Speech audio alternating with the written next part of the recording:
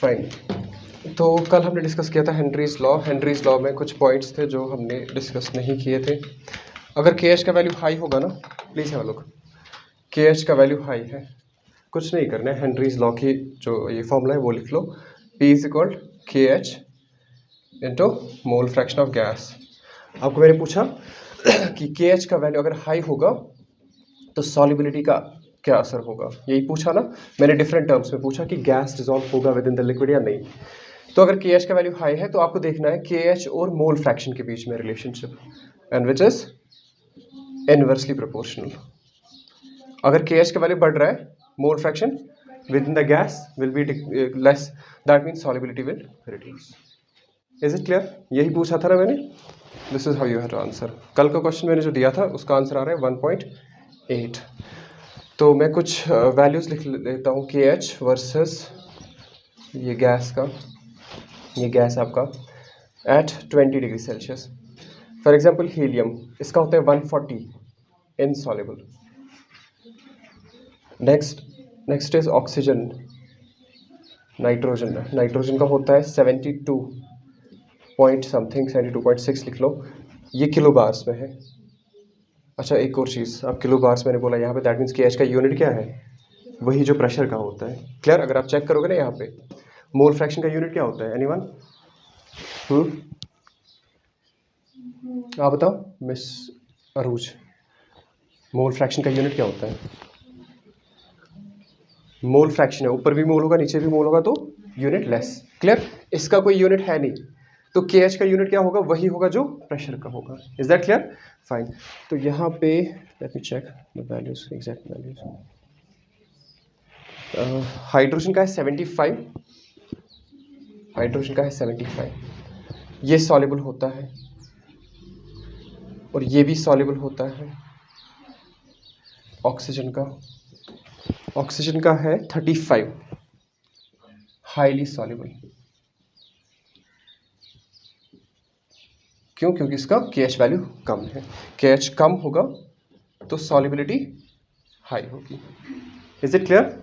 ठीक है, ये पॉइंट्स हमें मिस हुए थे कल, so we discussed it today. Fine. अब हमें पढ़ना है applications of Henry's law. Please notes देखा करो, उसमें इंपॉर्टेंट पॉइंट्स होते हैं, कुछ कभी छूट जाते हैं। Applications of Henry's law.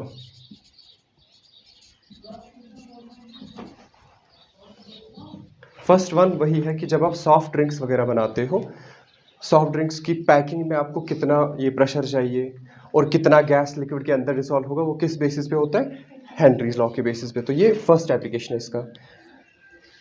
ठीक है? फॉर एग्जाम्पल अगर आपको ज़्यादा कार्बन डाइऑक्साइड उस कोल्ड ड्रिंक में रखना है, पहला एप्लीकेशन यही है कि कितना गैस डिसॉल्व करना है लिक्विड के अंदर, वो किस बेसिस पे होता है, हेनरीज लॉ के बेसिस पे। Fine. Second application is anoxia. पढ़ा है एनॉक्सिया कभी? नहीं? लिसन, एनॉक्सिया क्या होता है, देखो हाई ऑल्टीट्यूड्स पे, जब आप हाई ऑल्टीट्यूड्स पे जाओगे तो वहां पे क्या होगा, प्रेशर ज्यादा होगा या कम? प्रेशर कम होगा। प्रेशर कम होगा तो amount of oxygen within the blood, increase होगा या डिक्रीज होगा? प्रेशर कम हो रहा है तो ये डिक्रीज हो जाएगा। ठीक है ना? क्योंकि जब प्रेशर ज्यादा होता है तो ज्यादा गैसेस डिसॉल्व होते हैं विद इन द लिक्विड। यहां पे प्रेशर कम है तो कम ऑक्सीजन डिसॉल्व होगा with in the blood. Clear? उससे क्या होता है फिर? उससे टायर्डनेस फील होता है, मेंटल कंफ्यूजन होता है। क्लियर? ये एक प्रॉब्लम है जहां कहां पे होता है ये, हाई ऑल्टीट्यूड्स पे। क्लियर? जैसे माउंट एवरेस्ट पे आप जा रहे हो, वहां पे क्या होता है, ऑक्सीजन सप्लाई कम होगा हमारे ब्लड में। क्यों होगा? क्योंकि प्रेशर कम होगा। ठीक है? तो इस वजह से क्या होता है फिर, टायर्डनेस बहुत ज्यादा होता है और मेंटल कंफ्यूजन बढ़ जाता है। क्लियर? ठीक। तो आप सोच नहीं पाते हो, राइट डिसीजंस नहीं ले पाते हो। क्लियर? ये हाई ऑल्टीट्यूड्स का प्रॉब्लम है। Is that clear? फाइन। इसी बेसिस पे एक और ये है एप्लीकेशन, जो हाई ऑल्टीट्यूड्स पे रहते हैं उनका जो नोज का लेंथ होता है वो कम होता है। ठीक है ना? शॉर्टर नोज होती है, लाइक तिब्बत, चाइना। क्लियर? आप देखो उनकी नोज शॉर्टर होती है। क्यों? बिकॉज ऑक्सीजन सप्लाई कम होता है ना, they need to breathe in lot of air. Clear? इस वजह से उनकी नोज होती है वो शॉर्ट होती है। एडेप्टेशन है ये। क्लियर? Very nice. जैसे एडेप्टेशन पढ़ा है ना, छोड़ो, ज़्यादा डिटेल में नहीं जाएंगे। अनदर एप्लीकेशन इज बेंड्स, ये भी एक मेडिकल प्रॉब्लम है, क्लियर। इसको बोलते हैं डिकम्प्रेशन प्रॉब्लम, डिकम्प्रेशन प्रॉब्लम।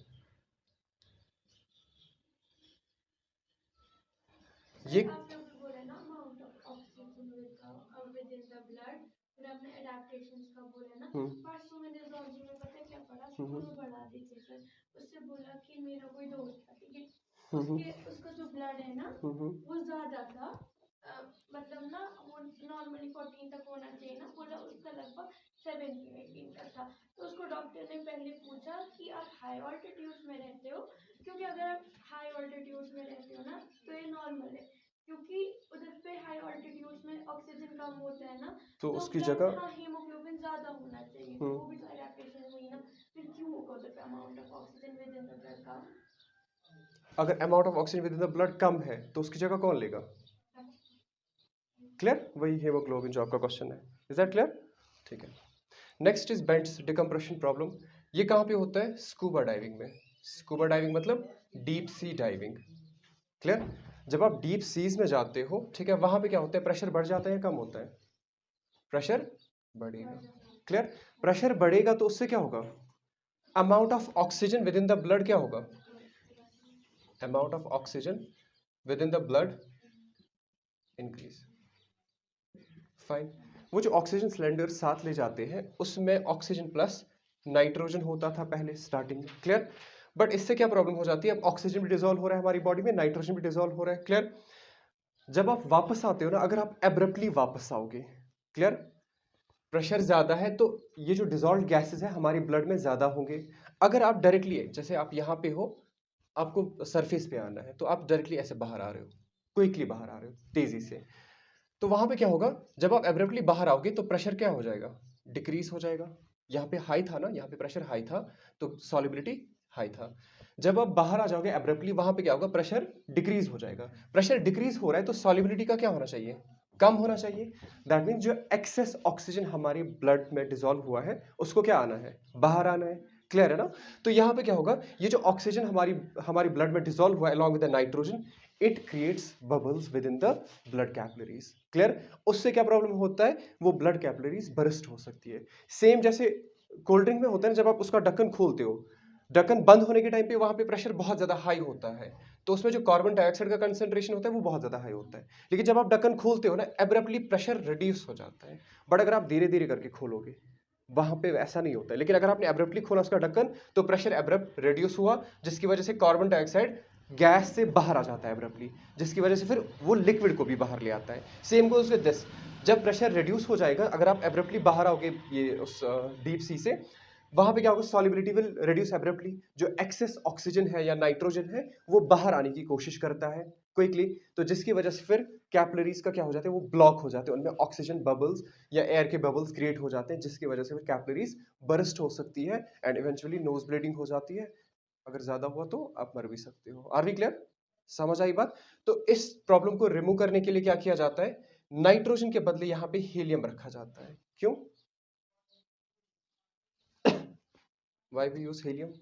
दो ये सॉल्यूशंस बताए हैं। एक है कि नाइट्रोजन को रिप्लेस करोगे आप हीलियम, ये मैंने इरेज इसलिए नहीं किया था क्योंकि हीलियम का KH 140 है, वो हमारे ब्लड में डिसॉल्व नहीं होता है। Are we clear? ठीक है ना, फाइन। नेक्स्ट इज कि आप जब बाहर आ रहे हो, आपको एब्रप्टली बाहर नहीं आना है। जैसे आप ढक्कन इजीली खोल रहे थे ना to reduce the pressure, same you will do.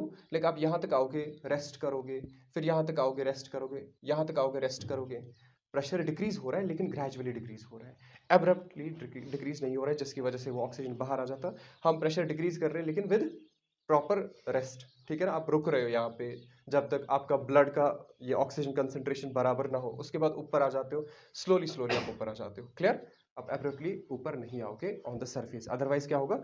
अगर आप एब्रप्टली आओगे तो प्रेशर एब्रप्टली ये डिक्रीज हो जाएगा। प्रेशर अगर डिक्रीज हो रहा है तो solubility of the gas must reduce, तो वो बाहर आ जाते हैं, वो ऑक्सीजन बबल्स क्रिएट करता है within the blood capillaries, और capillaries might burst. Are we clear? ये बात समझ आई सबको? This is what we call bends. तो टू अवॉइड बेंड्स हम क्या करते हैं? इसका सॉल्यूशन क्या है? नाइट्रोजन को रिप्लेस किया जाता है हीलियम से, प्लस एब्रप्टली आप बाहर नहीं आओगे, you will come out of the water gradually, clear? Done, very nice. Is this clear? Let's move to the next. Next है limitations of Henry's law. Henry's law कहाँ पे वैलिड है और कहाँ पे वैलिड नहीं है, वो चीज़ हमें डिस्कस करनी है। फर्स्ट इज, ये जो हेनरीज लॉ होता है ये हाई प्रेशर और हाई टेम्परेचर पे एप्लीकेबल नहीं होता है। Clear? Fine. Very high temperature, like high temperature पे तो ये एप्लीकेबल होगा, लेकिन जब आप बहुत ज़्यादा टेम्परेचर बढ़ाओगे तब जाके हेनरीज लॉ एप्लीकेबल नहीं होता है। Is that clear? Fine, this is first point. Second point is, first point है कि ये हाई टेम्परेचर और हाई प्रेशर पे एप्लीकेबल नहीं होता है। ठीक है, high temperature and high pressure valid नहीं होता है। सेकेंड, ये जो गैस होता है it must not dissociate, it shouldn't dissociate, ये डिसोसिएट नहीं होना चाहिए। क्लियर? अगर ये डिसोसिएट हो रहा है तो तब क्या प्रॉब्लम आएगा? एनीवन? थोड़ा अंदाजा लगाओ। अगर गैस आप लिक्विड में डिसॉल्व कर रहे हो लेकिन वो डिसोसिएट हो रहा है, तब जाके हेनरीज लॉ एप्लीकेबल नहीं है। कोई बता सकता है क्यों? Have a look here. Suppose आपने गैस एक्स इसमें डिसॉल्व किया लिक्विड के अंदर, ठीक है। अब अगर ये x यहाँ पे डिसोसिएट हो रहा है, सपोज x डिसोसिएट होके मान लो m पॉजिटिव और n पॉजिटिव रिलीज कर रहा है। क्लियर?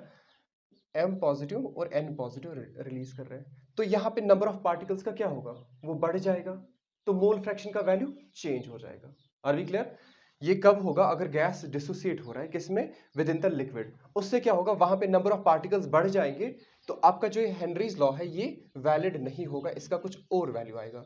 क्यों? क्योंकि मोल फ्रैक्शन अब वो वाला नहीं रहेगा जो आपका था, ये बढ़ जाएगा मोल फ्रैक्शन, जिसकी वजह से फिर हेनरीज लॉ एप्लीकेबल नहीं होगा। Is that clear? Second point ये समझ आया? सेकंड पॉइंट, ठीक है। थर्ड वन इज कि जो आप गैस लिक्विड में डिसॉल्व कर रहे हो वो उसके साथ रिएक्ट नहीं होना चाहिए। सपोज आपने अमोनिया यूज किया, फाइन, और वार्म वाटर यूज किया या फिर अप्रोप्रिएट कंडीशंस रखी होंगी, साथ में आपने क्या किया, ये वाटर में आप डिसॉल्व करना चाहते हो, बट अगर ये इसके साथ रिएक्ट हुआ तो वहां पे क्या बनेगा? Ammonium hydroxide. क्लियर ना? यहाँ पे केमिकल रिएक्शन हुआ, हम पढ़ क्या रहे हैं कि ये इसमें डिसॉल्व होना चाहिए था, ये इसमें डिसॉल्व नहीं हो रहा है बल्कि इसके साथ रिएक्ट कर रहा है, तो यहाँ पे भी ये वाला जो इक्वेशन है एप्लीकेबल नहीं है।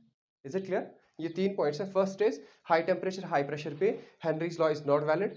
सेकंड कि अगर गैस डिसोसिएट हो रहा है। दूसरा एसोसिएट भी आप बोल सकते हो, एसोसिएट भी बोल सकते हो। क्लियर? जैसे फॉर एग्जांपल कोई गैस आपने लिया O2, ये H2 के साथ कोई नॉर्मल फोर्स क्रिएट कर रहा है, ये एसोसिएट हो रहा है इसके साथ, ठीक है, तो यहाँ पे भी प्रॉब्लम आएगा, यहाँ पे भी ये इक्वेशन वैलिड नहीं रहेगा, इसका वैल्यू डिफरेंट आएगा। You might be expecting some pressure, but वहां पे प्रेशर ये चेंज हो जाएगा। क्लियर है ना? फाइन। कोई बता सकता है क्या प्रॉब्लम होगा अगर ये वाला गैस आप X यूज कर रहे हो और वो आयंस में ब्रेक हो रहा है? कंडीशनल है ये, कि अगर आपने ये दो आयंस इसमें डिसॉल्व किया ना, तो आयंस का क्या होगा? They will not create pressure, ठीक है ना, मोल फ्रैक्शन बढ़ जाएगा, लेकिन ये प्रेशर एग्जर्ट नहीं करेंगे इस लिक्विड सरफेस के ऊपर, ठीक है ना, तो प्रेशर वही रहेगा या कम हो जाएगा। Is that clear? Point clear हुआ ये? लीव दैट, आपको ये याद रखना कि अगर गैस डिसोसिएट हो रहा है या एसोसिएट हो रहा है विद इन द लिक्विड, तो वहां पे हेनरीज लॉ एप्लीकेबल नहीं है। थर्ड वन इज कि अगर वो जो गैस आप डिसॉल्व कर रहे हो विद इन द लिक्विड, अगर वो उसके साथ रिएक्ट कर रहा है, तब जाके भी ये हेनरीज लॉ एप्लीकेबल नहीं है। Are we clear? Done with this? Fine, घर जाके पढ़ लेना इसको। Now we will move into the next topic.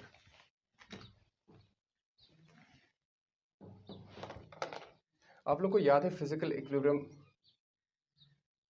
Physical equilibrium between vapour phase and liquid. जैसे आपने पानी इस कंटेनर में रखा है, फाइन, बट ऊपर से आपने इसको क्लोज किया है। Do you know the phenomena? यहाँ पे क्या होगा? जितने जो पार्टिकल्स है ना जिनका जो इवेपोरेट होंगे उतने वो कंडेंस भी हो जाएंगे ना। सही है, पे अटेंशन। देखो, जब आपने इसमें पानी रखा, ऊपर से बंद किया, इसको क्लोज्ड कंटेनर है ये, तो यहाँ पे क्या होगा? लिक्विड इवेपोरेट हो जाएगा। क्लियर? ये सबको पता है ना, लिक्विड इवेपोरेट होता है, ठीक है, तो लिक्विड इवेपोरेट होगा तो यहाँ पे ये फिल करेगा वेपर्स ऑफ वाटर से। क्लियर? ये जो खाली स्पेस था यहाँ पे वेपर्स रहेंगे वहां पे वाटर के। डन। उसके बाद एक पॉइंट ऐसा आएगा जहां पे क्या होगा? Rate of evaporation will be equal to the rate of dissolution, मतलब वापस कंडेंसेशन। तो एक पॉइंट ऐसा आएगा, रेट ऑफ इवेपोरेशन वो किसके बराबर आएगा? Rate of condensation. और इस पॉइंट को हम क्या बोलेंगे, इक्विलिब्रियम पॉइंट। डन।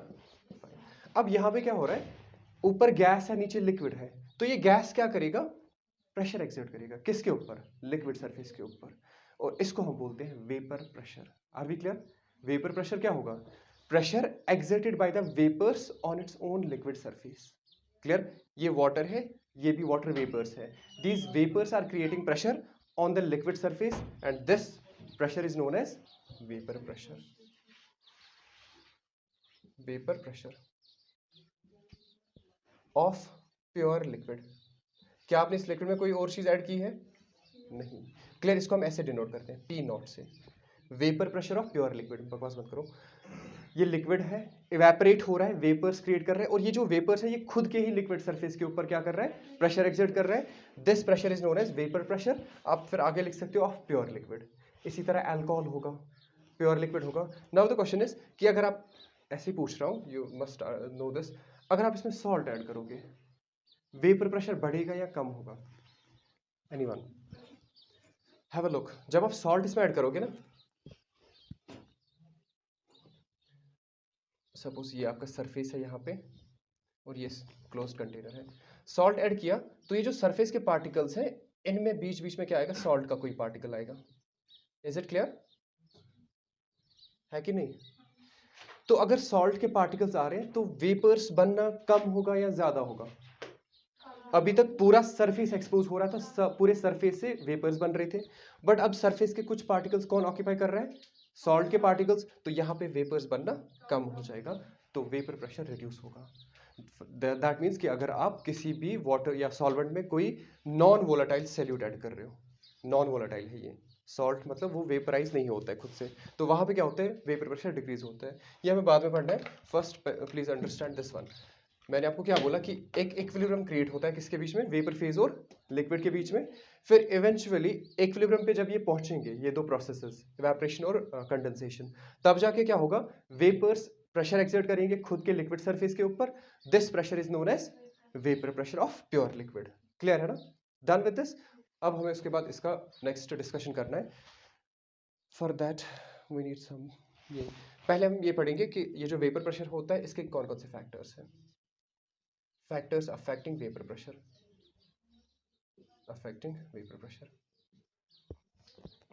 या factors affecting P नॉट, ये हम पहले डिस्कस करेंगे, then will move on to the next. ये समझ आया अच्छे से? Very nice. First is nature of solvent. Solvent बोलो लिक्विड बोलो एक ही बात है, फाइन। Pay attention. इसमें क्या है कि अगर इंटरमॉलिक्यूलर फोर्सेस ज्यादा होंगे, इंटरमॉलिक्यूलर फोर्सेस ज्यादा होंगे तो वेपर प्रेशर कम होगा या ज्यादा? खुद से चेक कर लो। अगर इंटरमॉलिक्यूलर फोर्सेस ज्यादा है किसमें, लिक्विड में, तो क्या वो इसको वेपराइज होने देगा? नहीं। तो वेपर प्रेशर क्या होगा, कम होगा। Very nice. Now the question, आपके पास है दो liquids C2H5OH, you know this one, you must know this one, है ना बॉयज? ठीक है। Next is water. बताओ वेपर प्रेशर किसका ज्यादा होगा? आंसर मैंने बोला इंटरमॉलिक्यूलर फोर्सेस वाला, इसी से इसका आंसर आएगा। बताओ, इंटरमॉलिक्यूलर फोर्स अगर ज्यादा होगा ना लिक्विड में, तो वहां पे वेपर प्रेशर कम होगा, क्योंकि वो पार्टिकल्स को इवेपोरेट होने नहीं देगा। अब दो लिक्विड्स आपके पास, C2H5OH एंड वाटर, दो कंटेनर्स हैं। फाइन, यहाँ पे C2H5OH है, वेपर्स क्रिएट करेगा। फाइन, इसी तरह यहाँ पे होगा, वेपर्स क्रिएट करेगा, वाटर है यहाँ पे। फाइन, तो मुझे बताओ यहाँ पे प्रेशर है, इसको ऐसे डिनोट किया जाता है P not of C2H5OH, vapour pressure of pure ethanol. This one is P naught of H2O. Which one will be greater? P naught of C2H5OH or P naught of H2O? Which one will be greater? Let's understand it. Water का पता है, water का structure पहले इसका देख लेते हैं। C2H5OH, दूसरा पार्टिकल यहाँ पे होगा C2H5OH, ठीक है। ये H और O क्या करेगा, हाइड्रोजन बॉन्डिंग करेगा। एक और होगा यहाँ पे C2H5OH, तो यहाँ पे ये H और ये O क्रिएट करेगा हाइड्रोजन बॉन्डिंग। एक मॉलिक्यूल कितने हाइड्रोजन बॉन्ड्स बना रहा है? 2। क्लियर? वाटर में कितने बनाता है? वाटर में कितने बनाता है? Have a look. HOH, ठीक है। ये H यहाँ से O के साथ बॉन्ड बनाएगा। क्लियर? ये O यहाँ से सॉरी ये H यहाँ से O के साथ बॉन्ड बनाएगा। क्लियर? हाइड्रोजन बॉन्डिंग याद है ना? Bond between hydrogen and the most electronegative atom. वो कौन कौन सा है? FON। क्लियर है ना? Fluorine, oxygen, nitrogen. अब यहाँ पे हाइड्रोजन और ऑक्सीजन है, एक एक्स्ट्रा फोर्स क्रिएट होगा। यहाँ से हो गया, यहाँ से ऑक्सीजन है, ये किसके साथ बॉन्ड बनाएगा? हाइड्रोजन के साथ। इसी तरह यहाँ से क्लियर 1 2 3 4, ठीक है, 4 बॉन्ड्स बना रहा है ये।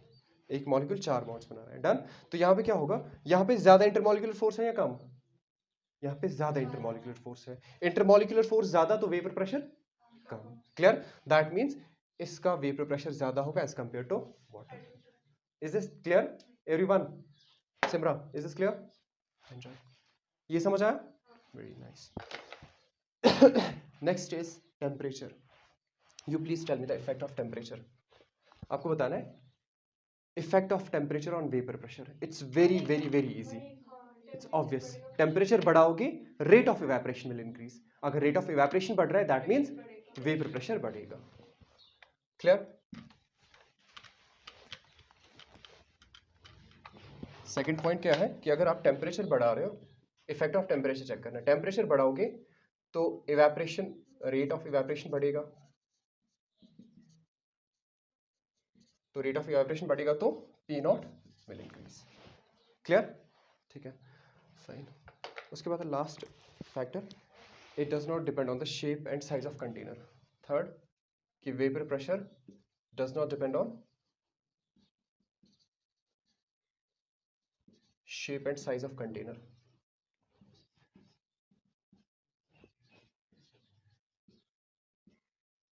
क्लियर? अरूज, रॉन्ग। बोलो ये वाला। देखो शॉर्ट में आपको याद रखना है। सपोज हम एनालॉग सा एग्जांपल लिख लेंगे। वाटर है और है हनी। हनी वेपर्स क्रिएट करेगा। क्यों? क्योंकि वहां पे वो बहुत ज्यादा विस्कस होता है, इंटरमॉलिक्यूलर फोर्स बहुत ज्यादा हाई होता है। तो जिस भी पार्टिकल में इंटरमॉलिक्यूलर फोर्सेस हाई होंगे वहां का वेपर प्रेशर कम होगा। अब मैंने 2 लिक्विड्स दिए आपको, इथेनॉल और वाटर। इथेनॉल में इंटरमॉलिक्यूलर फोर्सेस कम होते हैं। आप चेक करो, एक मॉलिक्यूल 2 मॉलिक्यूल्स के साथ कंबाइन हो रहा है, तो यहाँ का जो वेपर प्रेशर होगा वो ज्यादा होगा। फोर्सेस कम है तो वेपर प्रेशर ज्यादा होगा। यहाँ पे वाटर मॉलिक्यूल बहुत सारे फोर्सेस क्रिएट कर रहे हैं, लाइक एक मॉलिक्यूल पे 4-5 फोर्सेस लग रहे हैं। तो इस वजह से यहाँ पे क्या हो रहा है, फोर्सेस ज्यादा है तो यहाँ पे क्या होगा, वेपर प्रेशर कम होगा। Is it clear now? ठीक है, घर जाके और देख लेना, मुझे बता देना। Is this clear? Done. Let's move on to the next. Let me check if anything is missing। नहीं, यहाँ तक हो गया।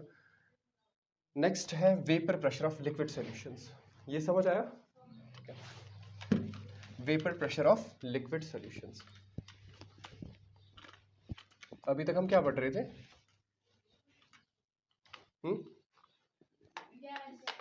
वाओ, अभी तक हम पढ़ रहे थे vapour pressure of pure liquid. अब हमें पढ़ना है vapour pressure of liquid solutions. Change होगा ना ये? Definitely. Very nice. Pay attention. हमारे पास 2 केसेस बन जाते हैं। एक ऐसा सॉल्यूशन है जिसमें सॉल्यूट भी वोलाटाइल है, मतलब सॉल्यूट भी वेपर्स क्रिएट कर रहा है, एंड सॉल्वेंट भी क्या है, वोलाटाइल। क्लियर? दोनों के वेपर्स होंगे, किसके? सॉल्यूट के भी और सॉल्वेंट के भी। Example C2H5OH and water. दूसरा ले सकते हो बेंजीन एंड टॉल्यूइन। टॉल्यूइन पता है ना? नहीं? मिथाइल बेंजीन याद है? मिथाइल बेंजीन को टॉल्यूइन बोला जाता है। डन। दोनों यहाँ पे क्या है, वोलाटाइल। अब यहाँ पे इंटरेस्टिंग फिनोमेना है। सबसे पहले दूसरा जो केस है वो ये है, अगर आपका दूसरा सॉल्यूशन ऐसा होगा जिसमें सॉल्यूट क्या होगा, non volatile. Non volatile. Another जो सॉल्वेंट है वो क्या है, वोलाटाइल। ये दो केसेस आप लोग को पढ़ने हैं यहाँ पे। एग्जाम्पल बताओ इसका, salt in water, salt in water, clear. बाकी आप देख सकते हो extra. Fine, will discuss this one, first one. यहां तक समझ आया? ठीक है।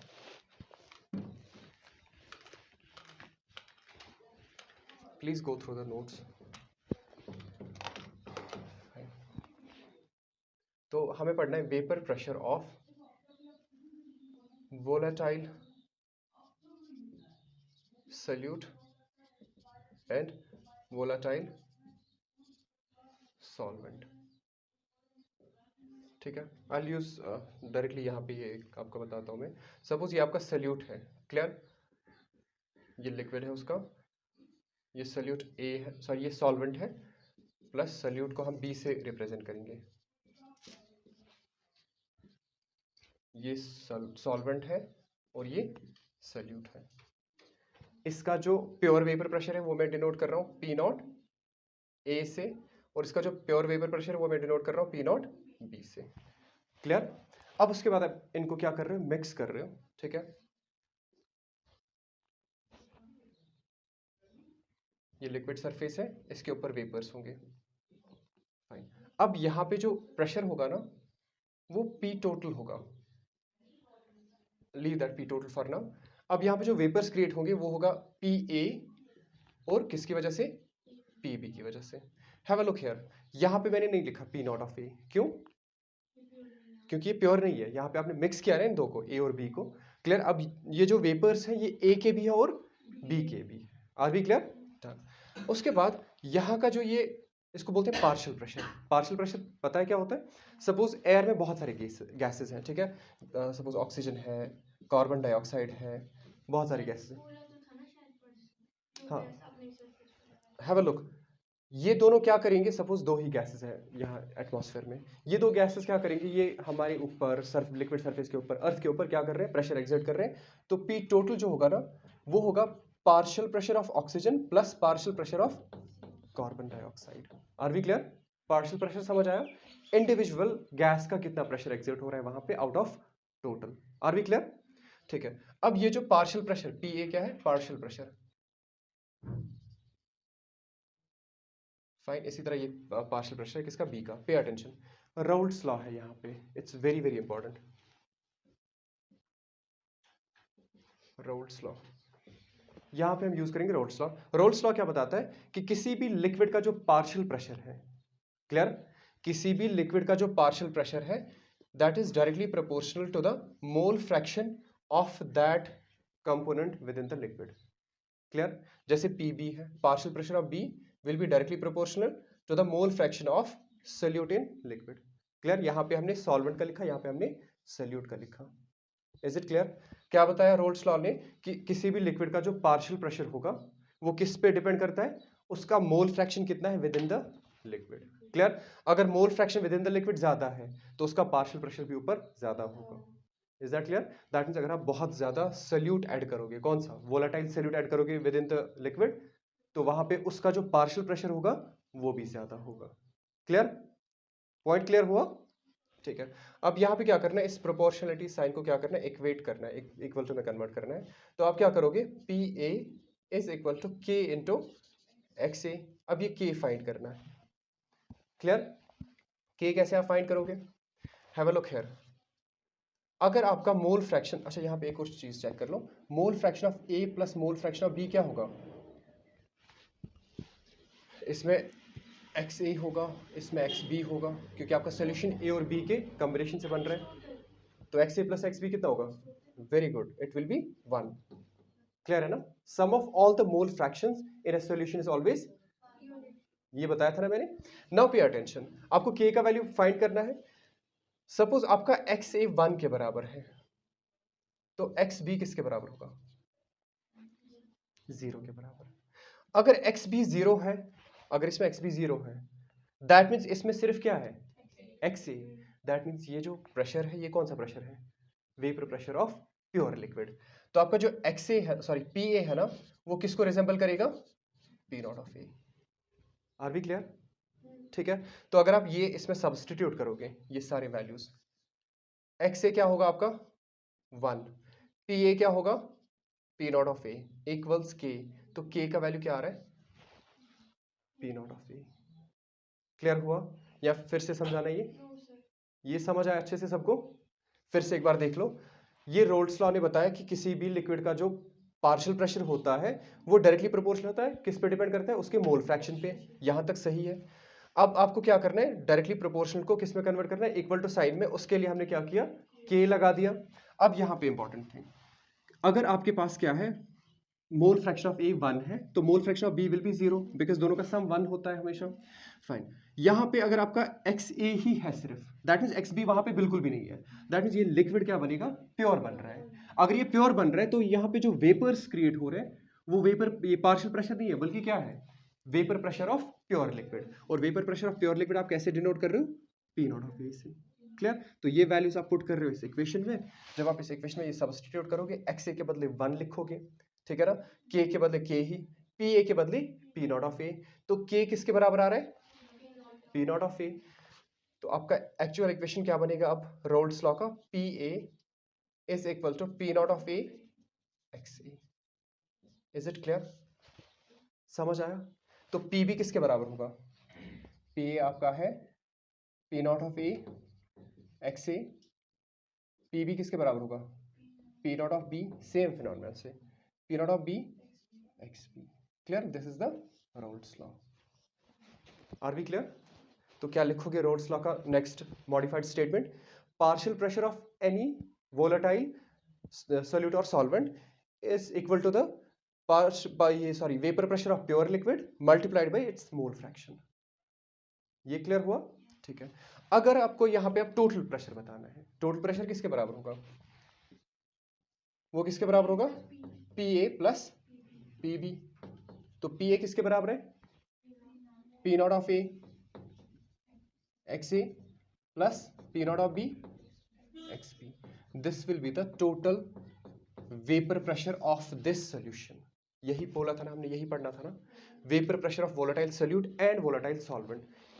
ये टोटल वेपर प्रेशर कितना होगा इस पे, पी टी, वो किसके बराबर है partial pressure of A plus partial pressure of B.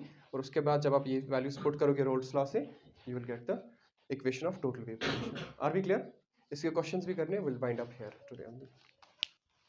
Is it clear now? ठीक है, प्लीज घर जाके एक और बार देख लो इसको। ऐसे पढ़ाने के टाइम पे ये बहुत अच्छा लगता है, लेकिन जब आप घर जाते हो ना फिर समझ आता है कि क्या प्रॉब्लम है।